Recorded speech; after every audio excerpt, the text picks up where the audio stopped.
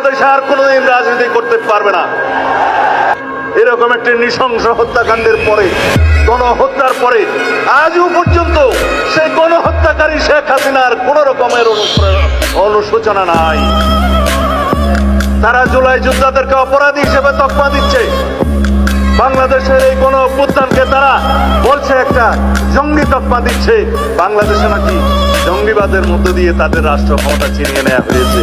জাতিসংঘের যে রিপোর্ট, সেই রিপোর্টে 1400-র কথা বলা আছে, কিন্তু অফিসিয়ালি বিভিন্ন পত্রিকায় এবং জরিপে 700 থেকে 800-র মতো খতিয়ান পাওয়া যায়। বাকিগুলো গেল কোথায়? কারণ শহীদের খতিয়ান হসপিটাল রক্ষা করতে পারে নাই। তাদের ডকুমেন্ট পর্যন্ত গায়েব করে দেওয়া হয়েছে। তাদেরকে দাফন করা হয়েছে যেন বেওয়ারিশ লাশ হিসেবে। আজকে স্বজনরা তার কবরের সন্ধান করে আমরা দিতে পারি না। তারা উল্টো বিদেশে বসে বাংলাদেশে এখন নাকি গণতান্ত্রিক সরকারের বিরুদ্ধে বিভিন্ন রকম ষড়যন্ত্র করছে।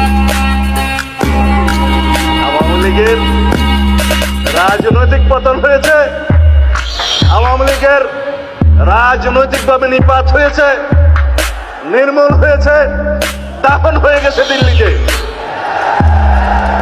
সেই আওয়ামী লীগ বাংলাদেশে আর কোনোদিন রাজনীতি করতে পারবে না। রাজনৈতিক দল হিসাবে আওয়ামী লীগের বিচার দাবি করেছি আমরা, আপনারা দাবি করেছেন, তদন্ত পরিচালিত হচ্ছে।